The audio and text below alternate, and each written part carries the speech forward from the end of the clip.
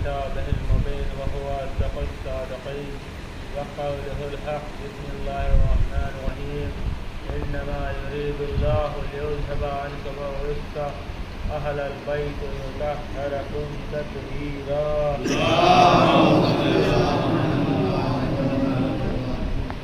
ارشاد حضرت الہی ہو رہا ہے اہل بیت کے فضائل بتائے جا رہے ہیں، اور صبح قیامت کے ذریعے کوئی یہ نہ کہہ پائے کہ اہل بیت کون ہے، کیونکہ بہت سے لوگ آنے والے زمانے میں اہل بیت کے فضائل سن کر اہل بیت میں ہونے کا دعویٰ کریں گے، تو ان کو دعوے کے لیے دلیل لانی پڑے گی۔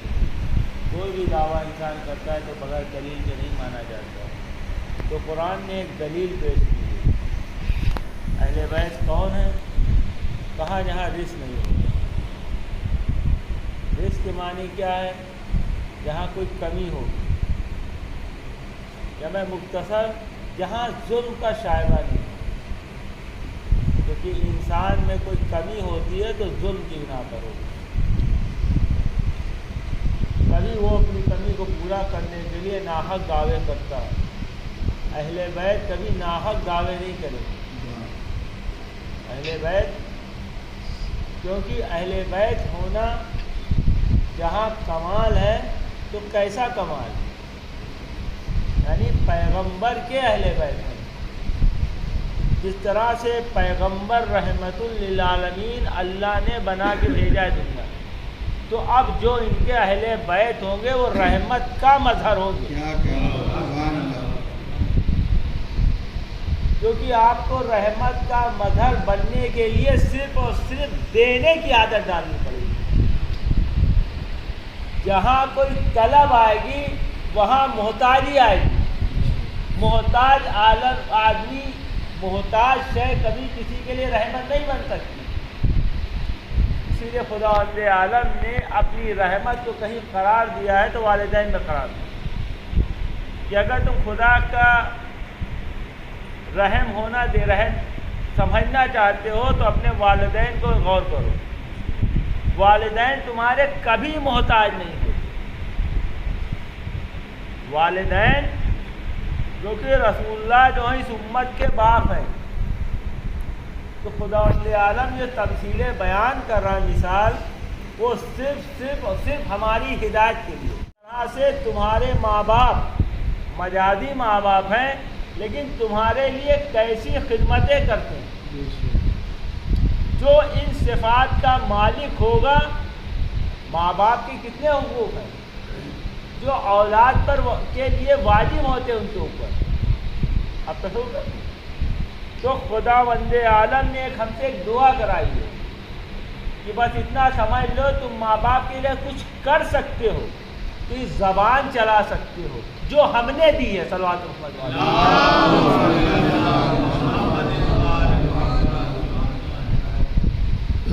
اور کچھ روایت ایسی ملتی ہیں، شاید موضوع میں عرض کروں، جب بچے کی زبان میں کوئی نقص ہوتا ہے تو یاد رکھیے گا، تو ماں باپ کہیں نہ کہیں خطا کرتے ہیں۔ صلوات محمد علیہ۔ ہمیں جو بولنے کی اللہ نے صلاحیت دی ہے، زبان ہماری سلامت ہے، چل رہی ہے۔ انسان سب سے زیادہ گناہ اسی زبان سے کرتا ہے،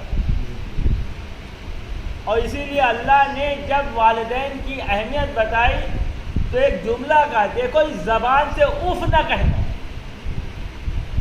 کیونکہ اگر یہ اپنی ذمہ داری تمہاری تخلیق میں ادا نہ کرتے تو زبان چلنے کے لائق نہ بنتی، یہ زبان نقص ہو جاتی جس سے تم غیروں کی تعریف کرتے ہو، زبان گونگے بن جاتے۔ تمہارے ماں باپ کا احسان ہے کہ تمہیں زبان دی ہے، تو زبان سے کبھی اف بھی ماں باپ کے لیے نہ نکالنا۔ اف مانے یعنی اگر یہ بوڑھے ہو جائیں، ضعیف ہو جائیں، تمہارے مزاج کے خلاف کوئی بات کہہ دیں، قرآن کیا کہتا ہے؟ اگر بوڑھے ہو جائیں، کمزوری کی بنا پہ، جھلاہٹ کی بنا پر کوئی ایسی بات کہیں جو تمہیں ناگوار گزرے تو اپنی زبان سے اف تک نہ کہنا، یعنی زبان اپنی اس طرح اور اپنے چھانوں کو جھکائے رکھنا، کیونکہ جو زبان ہے ان کا صدقہ ہے. تو سوچئے جب مجازی ماں باپ کے سامنے کوئی بدتمیزی کرتا ہے تو اس کی سب سے پہلے سزا دیتا ہے خدا آنکھ کر دیتا ہے. جب آنکھ ہوا تو کیا ہوا؟ اب آپ نماز پڑھ لے، روزہ کر لے، حج، پوری دنیا کے ساتھ نیکی کر لے، پوری دنیا کے ساتھ خیرات کر دے، لیکن اگر آنکھ ہو گئے تو عذاب الہی آپ کو گھیر لے گا. جن لوگوں پر لعنت ہے ان میں آنکھ والدین نہیں ہوتی. اور انسان آنکھ کب ہو جاتا ہے؟ جب ماں باپ کے سامنے صحیح بات نہیں ہو رہی ہے، ماں باپ غلط کہہ رہے ہیں، غصے میں کہہ، جھلاہٹ میں بھی کچھ غلط کہہ رہے ہیں، تو ہم نے کوئی بدتمیزی کا ہمارا چہرہ زبان اف نکل گیا، یہ کیا کہہ رہے ہیں، یہ کیا کہہ رہے ہیں. جیسے انسان کا تھوڑا سا موڈ متنفر ہو، کیا کہہ رہے ہیں، کیا کہہ رہے ہیں، ہم تو ایسا تو بڑی خدمت کر رہے ہیں، تو انسان آنکھ ہو جاتا ہے. آپ سے مجازی ماں باپ کے شان میں اگر کوئی اف کرے، غلط بات کہے اور کوئی نہ مانے تو آنکھ ہو جاتا ہے. جو حقیقی باپ ہے اللہ کے رسول، ان کے اہل بیت کی شان میں کوئی گستاخی کرے، جائز گستاخی باتوں پہ کرے، تو اس کا کیا حشر ہوگا؟ صلوات محمد آپ سمجھ رہے ہیں؟ تو اب خدا بند عالم نے جو اپنی ابھی سے ہم سے دعا رب ارحمہما کما ربیانی صغیرا، پروردگار نے نہیں کہا کہ یہ کہ بل اتنا کہہ دو جیسے انہوں نے ہم پر رحمت نازل کی ہے ہمارے بچپنے میں، ایسے پروردگار تو بھی ان پر رحمت نازل کر. اب ماں باپ نے کیسے رحمت نازل کی ہے؟ تو ماں باپ ہماری خطاؤں سے درگزر کرتے تھے، پروردگار تو بھی کی خطاؤں سے درگزر کر. اگر ہم کوئی نقصان کسی کا کر کے آتے تو ہمارے ماں باپ بھرپائی کرتے تھے. پروردگار نے کسی کا نقصان کیا ہو تو بھرپائی کر دے گا، اسے میں نہیں کر سکتا. دیکھیں ایک ہوتے حقوق الناس، ایک حقوق اللہ کے حکم. اللہ اپنے حق کو معاف کر سکتا ہے، لیکن والدین نے ہم سے کہا کہ ہماری ذمہ داری بتائی کہ اللہ پروردگار سے دعا کو، پروردگار ان کے اوپر بہت خراب ہے، بہت خراب ہے، لیکن تمہارے لیے زیبا نہیں. تم جب دعا کرو حقوق الناس ہو تو خدا ادا کر دے، اور حقوق اگر اللہ الہی حق ہے تو ادا کر دے. اگر نماز ہو جو اللہ کا حق ہوتا ہے، ایک بندوں کا حق ہوتا ہے، اور اگر ہم ماں باپ کا حق ادا کریں تو خدا کا حق ادا کریں. اور عزیز یاد اگر ہم اپنے ماں باپ کے وفادار نہیں ہیں تو پھر اہل بیت کیسے وفادار ہو سکتے؟ جو ہم اپنے ماں باپ کے وفادار نہیں ہیں تو اہل بیت کے کیسے وفادار ہو سکتے؟ اسی لیے جن لوگوں نے بلندی اختیار کیا ہے اہل بیت کے پاس، وہ سب ان کی ماؤں کے صدقے میں. کربلا کا جو سب سے بڑا گنہگار ہوتا ہے، آپ تصور کریں، یہاں پہ غور ان کی آپ ہسٹری میں جائے تو ماں نے ایک نام بتا دیا تھا کہ فاطمہ. ماں نے نام فاطمہ لوری میں ایسا پلایا تھا، ایسی عظمت بٹھائی تھی، کہتے گھٹی میں یہ ماں ہی پلاتی ہے. جیسے آج ہم فرش ادا پہ بیٹھے کیوں؟ کیونکہ ماں نے دل میں عزت بٹھائی. ہماری تخلیق سے پہلے، ہماری تیاری ہونے سے پہلے، ہمارے آنے سے پہلے ہماری ماں کی محنتوں کا نتیجہ ہے کہ ہم یہاں آئے ہیں. ہماری ماں نے فطرت میں یعنی عمل فطرت بنا دیا. فرش اعضاء میں آنے کی عادت ایسی ڈالی کہ فطرت بن گئی آنا. یہ کس نے سکھایا؟ ہماری ماں کا احسان ہے. آپ تصور کریں، ہم کہیں چاہے جتنا ان کا، لیکن ماں کی جو سب سے بڑی عظمت ہے کہ فرش اعضاء تک لائی. اور یہ فرش اعضاء کس کے نام پہ بچھائی جاتی ہے؟ جناب زینب کے نام پہ. آج جو ہم یہاں پرسہ دینے آئے، کس کو پرسہ دینے آئے ہیں؟ جناب زینب کو پرسہ دینے آئے ہیں. پہلی فرش اعضاء جو بچھائی ہے جناب زینب نے شام میں بچھائی تھی. تو شام کے جس کو معلوم ہوا تو آئے پرسے کے لیے. تو اسی طرح ہم یہاں جمع ہوتے ہیں تو امام زمانہ اسلام پرسہ لینے آتے ہیں.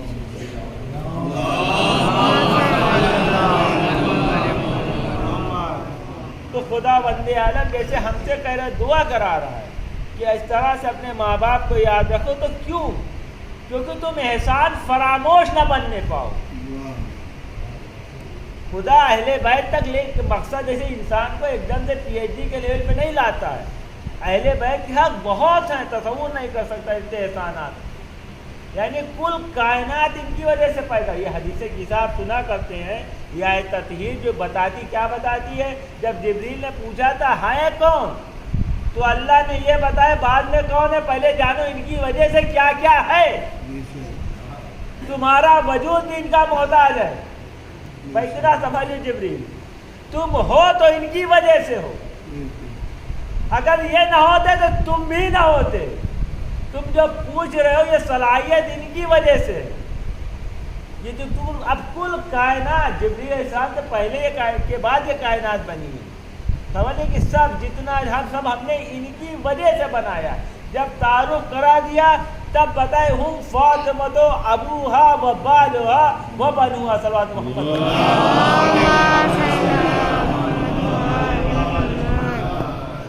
اور ان کی وجہ سے برکتیں کی آپ تصور کریں کہ فاطمہ زہرا روایت فرما رہی، اگر بخدا فاطمہ زہرا کے علاوہ کوئی روایت کر ہی نہیں سکتا تھا. انسان کی حد میں نہیں ہے ہم دیکھنے کی، ہم نظر کہاں تک جا سکتی ہے، بس ہم سامنے تک دیکھ سکتے ہیں جہاں تک دکھ رہا ہے. وہ عالم قدس کو دیکھ کے بتانے جہاں جبریل رہتے ہیں، یہ فاطمہ زہرا ہے، وہاں کی خبر بتا نہیں دے رہی. رسول آئے دنیا کی خبر دینے آئے، فاطمہ زہرا نے عالم قدس کی خبر دی ہے. صلوات محمد. مرتبہ دیکھیں وہاں فاطمہ زہرا کیا فرماتی ہیں، پوری حدیث کا آپ غور سے پڑھیں تو پورے واقعہ سننے کے بعد فاطمہ زہرا کہتی ہیں کہ جہاں یہ آیت کی شان نزول بیان ہوگی، جہاں اہل بیت کا ذکر بیان، یعنی ہمارے چند چاہنے والے جمع ہو جائیں گے. مولا کائنات نے رسول اللہ سے پوچھا اے اللہ کے رسول اس کی ہم کیوں بیان کریں. سلونی کا دعویٰ کرنے والا پوچھ رہا ہے رحمت للعالمین سے، اے اللہ کے آپ کوئی عمل ابس تو ہوتا نہیں ہے. بھئی کہانی قصہ دیکھا جائے، روایت ہے، کہانی بظاہر اگر ہندی ترجمہ کریں تو کہانی، تو یہ روایت پڑھنے کا وجہ کیا ہے، یہ اہل بیت کے فضائل بیان کریں گے، یہ پوری شان نزول بیان کی جائے گی تو کیا ملے گا، کیونکہ ہم تو دینے کے لیے آئے ہیں. ہمارے بھائی انسان جو تعریفیں اپنی کرواتا ہے تو کہیں نہ کہیں اسے خوشی ہوتی ہے. آپ بیٹھے کوئی آپ کی تعریف ہی کریں، آپ میری تعریف کسی کام کی کریں تو کہیں نہ کہیں مجھے خوشی ہوتی ہے. میں خدا نے جب ان کو بے نیاز کر رکھا تعریف سے، یعنی کل خدا ان عالم ان کا شکرانہ ادا کرا، تو ہماری کیا حیثیت، ہم کیا اہل بیت کے فضائل بیان کریں گے. تو مولا کائنات سوال کرتے ہیں اللہ کے رسول سے، اے اللہ کے رسول یہ بتائیے جو یہ فضائل بیان کرے گا اسے ملے گا کیا، کیونکہ ہم لوگ تو دینے کے لیے آئے ہیں، ہم لینے والے ہیں ہی نہیں. رحمت کا تقاضا ہے کہ دیا جائے، لینے والے کبھی رحمت کے تقاضے پہ نہیں پورے اترتے. اور اسی لیے شیعوں کی ایک پہچان بتائے گی، معلوم ہے شیعہ وہ ہوتا ہے جو دیتا ہے لیتا نہیں کبھی. صلوات محمد والے اگر کچھ نہیں تو دعا دے دے گا آپ کو. صلوات محمد والے دعا دے دے. اسی لیے غیب میں آپ کے بہت سے، ہم لوگ یہاں بیٹھے ہیں، بہت سی بیماریوں سے، بہت سی ناگہانی آفات سے بچ کے چلے آتے ہیں کہ اللہ نے بچا نہیں لیا. کوئی مومن ہمارے لیے غیب میں بیٹھا دعا کر رہا ہوگا، ہمیں نہیں معلوم. ہمارے پیچھے کتنے ہم لوگ دعا کرتے ہیں اجتماعی سارے. اب یہاں بیٹھے ہم نے فاتحہ پڑھا تو مومن مومنات کے لیے پڑھایا کل. اب جو صبح اب جو آپ تک جو گزر چکے ہیں مومنات آدم سے لے کے اب تک، تو جو ہم ان کو یاد کریں تو ہمارے لیے دعا نہیں کریں سر کی، تو ان کی دعا سے سوچیے کہ غیب کے مومن کی دعا سے انسان کو محفوظ رکھتی ہے. تو امیر المومنین کی سے دعا مل جائے. صلوات تو امیر المومنین فرماتے ہیں رسول اللہ سے، اللہ کے ملے گا کیا، ہمارے چند چاہنے والے جمع ہوں گے، کیونکہ تو زندگی اتنی قیمتی ہو جائے گی، یہ زندگی اتنی قیمتی ہے، اگر ہمارے نام پہ چند چاہنے والے جمع ہوں گے تو کیا ملے گا. تو اللہ کے رسول فرماتے ہیں قسم اس کی ذات کی جو کبھی نہیں، جس نے کہہ دیا تھا خالی اگر میں کہوں اس پہاڑ کے پیچھے لشکر ہے، تو کفاروں نے مکہ نے بھی کہا تھا اے اللہ، اے محمد آپ نے کہہ دیا تو یقینی ہے اس پہاڑ کے پیچھے لشکر۔ تو اللہ کے رسول کہتے کیا، اگر لشکر نہ ہو تو کفارہ نے مکہ نے کہا تھا اے محمد ہم سمجھیں کہ ہم اندھے ہو گئے، لیکن تم سچے ہو۔ جو ایسا سچا وہ کہہ رہا قسم خدا کی، اللہ کی قسم کھا کہتے سنو، جب ہمارے چند چاہنے والے جمع ہوتے ہیں، فاطمہ زہرا ان کے بابا ان کے شوہر ان کے بچوں کے فضائل بیان کرتے ہیں، تو خداوند عالم نزول ملائکہ کرنے لگتا ہے، ملائکہ نازل ہوتے ہیں اور ان کا سب سے پہلا کام ہوتا ہے وہاں بیٹھے ہوئے لوگوں کے گناہ معاف کر دیتے ہیں۔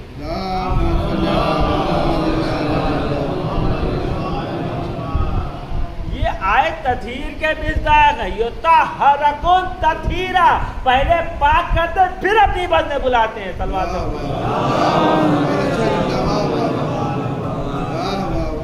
مثال کے طور پر یہ نہیں بدل سکتے، ان کو ایسی اللہ نے کہا بلایا ہے۔ مثال کے طور پر میں مجلس میں بچپن میں وہ لوگ آتے تھے، اب اماں نے کہا دیکھو بیٹا کپڑے نہ گندے کرنا، شام کو مجلس وہاں رات میں جانا۔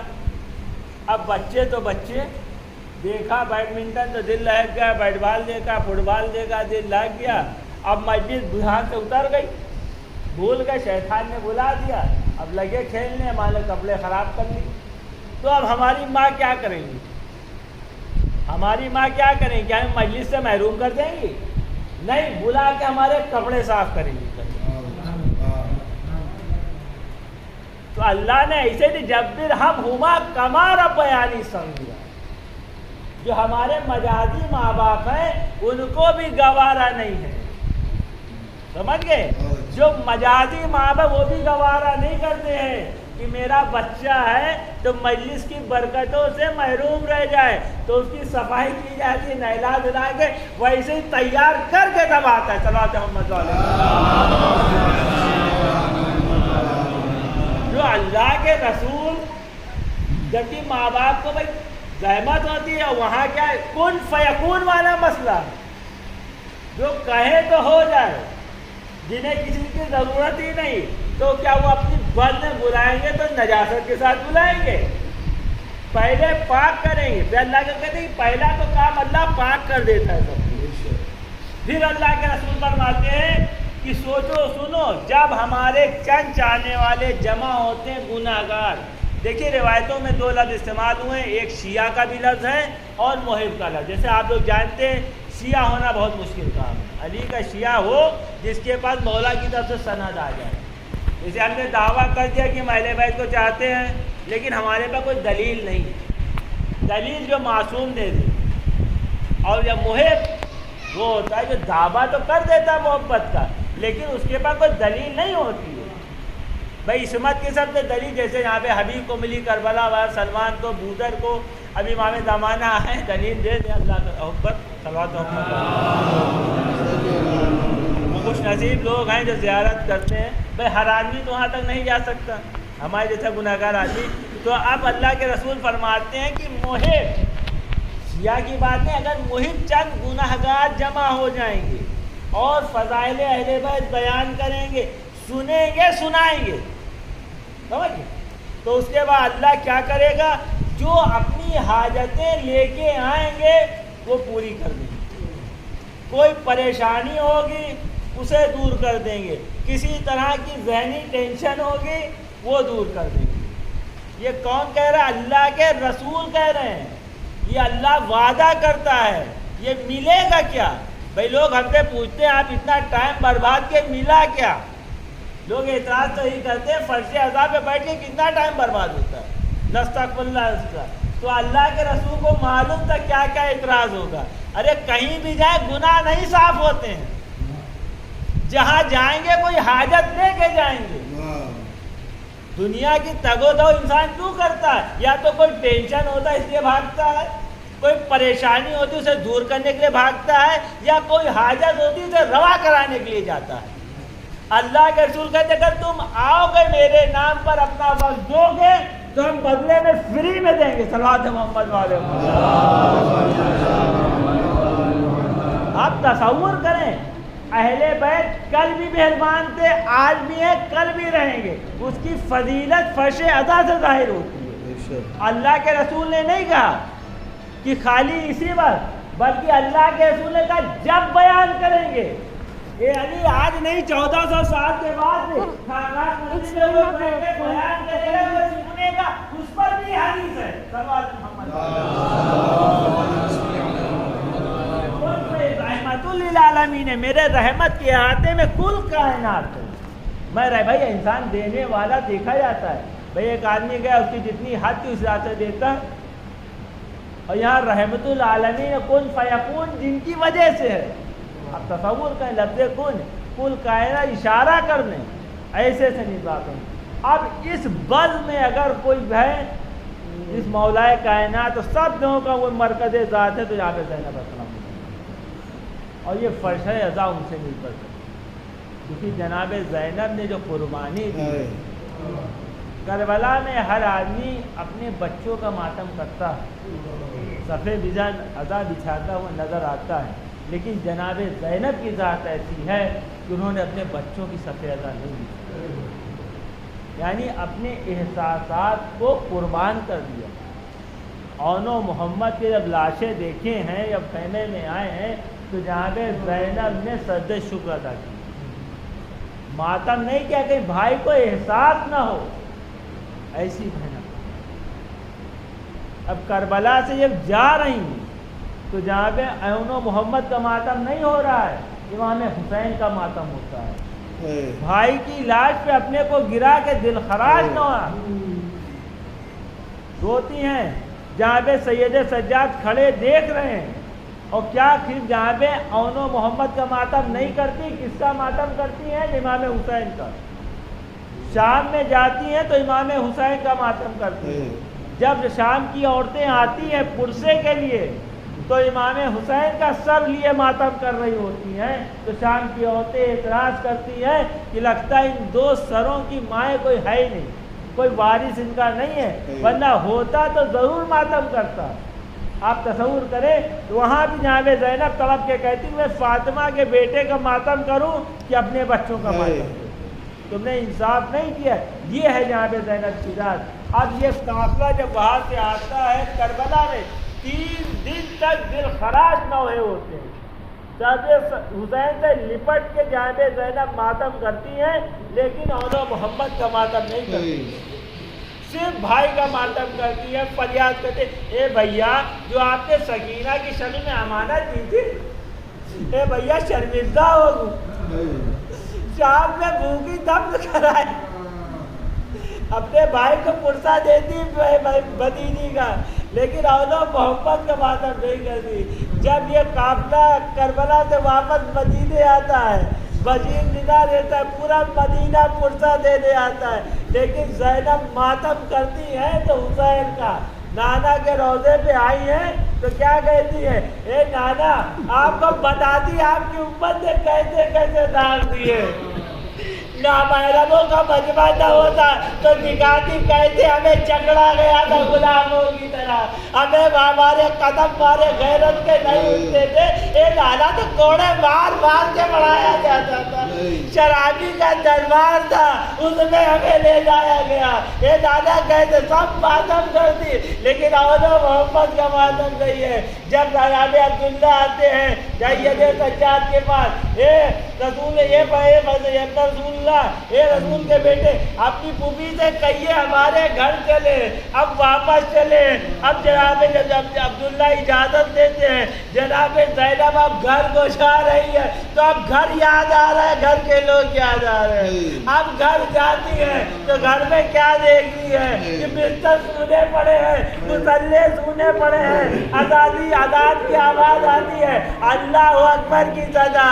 اب یاد آ گیا وہ زمانہ جب اونو محمد نماز کے لیے اٹھتے تھے. اب کربلا کا رخ کرتی ہے، اے میرے بچوں مجھے معاف کر دو، میں نے تمہارا ماتم نہیں کیا. دنیا میں واحد ماں میں ہوں جس نے اپنے بچوں کا ماتم نہیں کیا، مجھے معاف کر دو. ألا الله يقوم بالظالمين والحيال الذين سلام آبادات گزارش سے برہن اور 3 بار سورہ توحید کی تلاوت سنا کر اور کو ارشاد فرماتے ہیں.